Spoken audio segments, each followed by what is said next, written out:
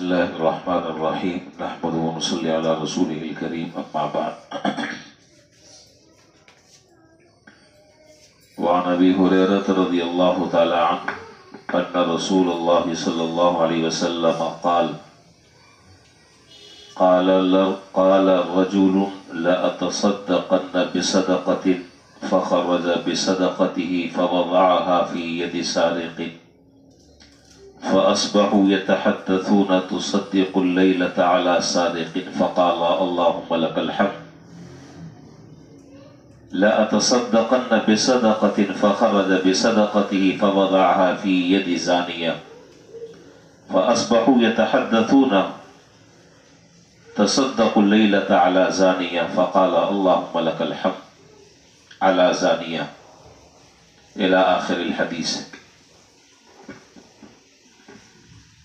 یہ حدیث بڑی اہم ہے اور کئی اہم فوائد پر یہ حدیث مشتمل ہے.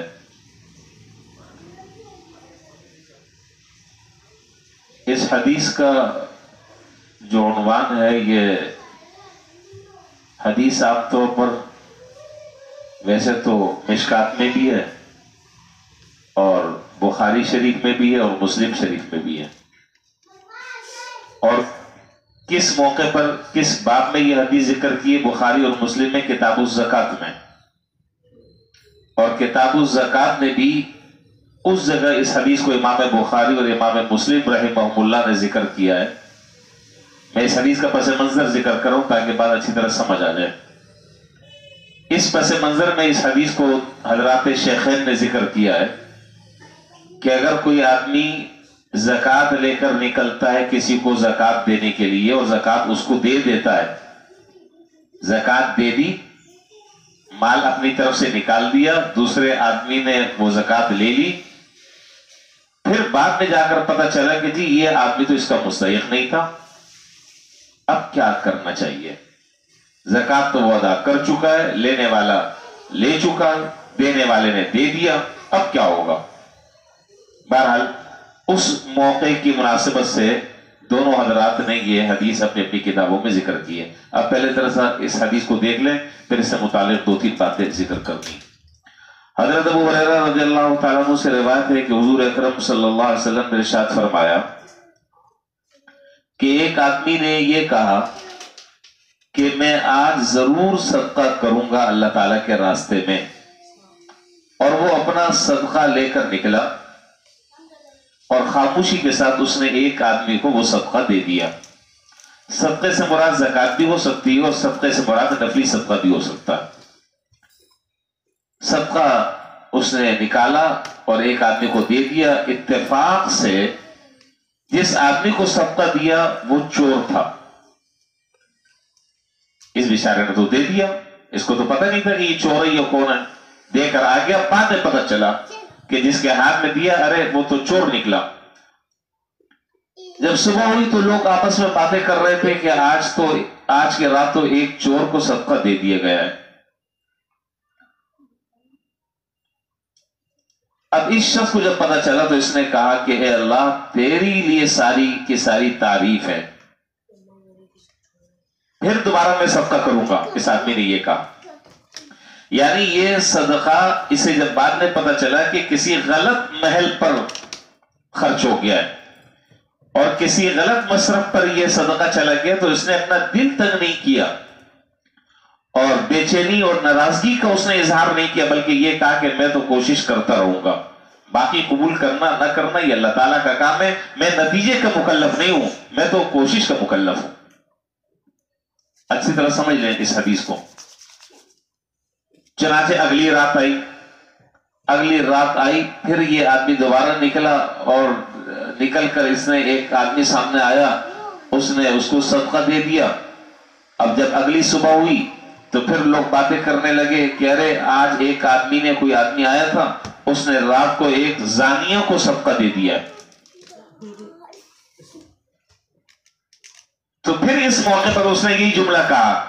کیا کہا؟ اللہم لک الحمد لأتصدقن بصدقۃ، اے اللہ میں ساری کی ساری تعریفیں تیرے ہی لیے اور میں آپ کا شکر ادا کرتا ہوں اور آپ کی تعریف کرتا ہوں. میں تو اپنی کوشش کرتا رہوں گا، پھر دوبارہ تیسری رات آئی اور تیسری رات پھر وہ صدقہ دینے کے لیے جب نکلا تو کسی آدمی کے ہاتھ میں صدقہ دے دیا. صبح جب ہوئی تو لوگ باتیں کرنے لگے کہ کسی آدمی نے ایک مالدار کو صدقہ دے دیا ہے. خیر اس کے بعد اس نے پھر یہ جملہ کہا کہ تمام کے تمام تعریفیں اس اللہ کے لیے ہیں جس نے یہ مجھے مال عطا فرمایا تھا. تو رات کو جب یہ آدمی چوتھی رات کو جب سویا تو خواب میں کسی شخص نے یہ کہا, اب میں نتیجے کی طرف آ رہا ہوں, خواب میں کسی آدمی نے یہ کہا اس کو کہ مبارک ہو, اللہ نے تیرے تینوں صدقوں کو قبول کر لیا. اللہ تعالیٰ نے تیرے تینوں صدقوں کو قبول. اس حدیث سے بڑی اہم باتیں نکل رہی ہیں, وہ میں بھی آخر میں ذکر کروں گا. اللہ تعالیٰ نے تیرے تینوں صدقوں کو قبول کر لیا ہے. بات کیا ہے؟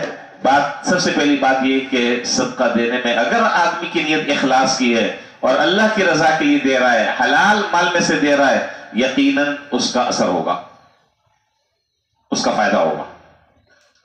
تو کسی نے کہا کہ اللہ تعالیٰ نے تیرے تینوں صدقوں کو اللہ تعالیٰ نے قبول کر لیا. کیسے قبول کر دیا؟ پہلا صدقہ جس آدمی کے ہاتھ میں دیا تھا وہ آدمی کون تھا؟ چور تھا.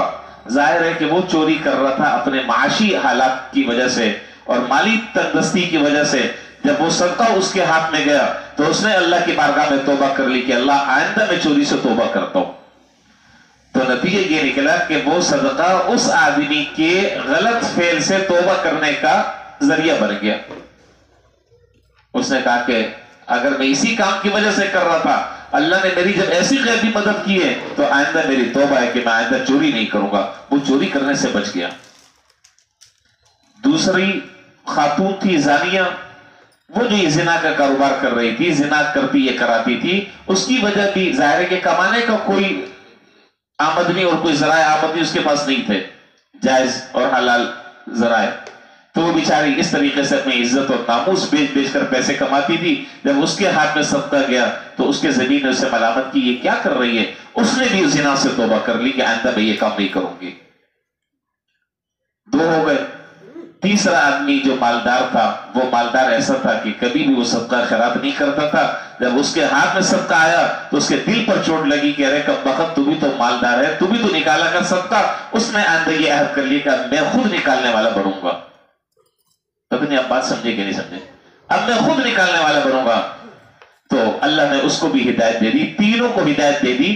یہ تو تینوں کے ہدایت کا جو ذریعہ بنا وہ اس آدمی کا اخلاص سے صدقہ کرنا, اس آدمی کا اخلاص سے صدقہ کرنا تینوں آدموں کی توبہ کا اور ہدایت کا ذریعہ بنا. حافظ ابن حجر رحمۃ اللہ علیہ بخاری شریف کے شارح ہیں فتح الباری میں, انہوں نے لکھا کہ اس حدیث سے یہ بات معلوم ہوئی کہ اگر صدقہ ظاہری اعتبار سے بے محل اگر خرچ ہو گیا ہے تو مستحب ہے اس آدمی کے لیے کہ دوبارہ اس کو ادا کرے. اس آدمی کے لیے مستحب ہے کہ دوبارہ ادا کرے. اس دوبارہ خرچ کرنے سے اکتانا نہیں چاہیے. اور علامہ علی رحمۃ اللہ علیہ نے عمدۃ القاری میں لکھا ہے کہ اللہ تعالیٰ, اس سے یہ بات معلوم ہوئی اس واقعے سے کہ اللہ تعالیٰ انسان کو اس کی نیک نیتی کا بدلہ ضرور عطا فرماتے ہیں, چاہے جلدی یا دیر سے. اگر کسی آدمی نے نیک نیتی سے کوئی کام کیا ہے تو اس کو اس کا بدلہ ضرور مل کر رہتا ہے. یہ ہے اس حدیث کا حاصل اور اس حدیث کا خلاصہ. تو ہمارے لیے سبق یہ ہے, ہمارے لیے جو بات کام کی ہے وہ یہ ہے کہ جو بھی کام ہم کریں, لینے کا دینے کا, اس میں مقصد لوگوں سے تعریف کروانی مقصود نہ ہو, بلکہ مقصد اللہ تعالیٰ کی رضا اور اللہ کی خوشنودی ہو. جب انسان اخلاص کے ساتھ وہ کام کرے گا, نہ جانے پتہ نہیں کس کی ہدایت کا وہ ذریعہ بن جائے اور ہماری مغفرت کا سبب بن جائے. اس لیے نیک نیتی کے ساتھ کام کرنا چاہیے اور نیک ارادے پر اللہ تعالیٰ کی طرف سے اجر اور ثواب ملتا ہے. وآخر دعوانا الحمدللہ رب العالمین.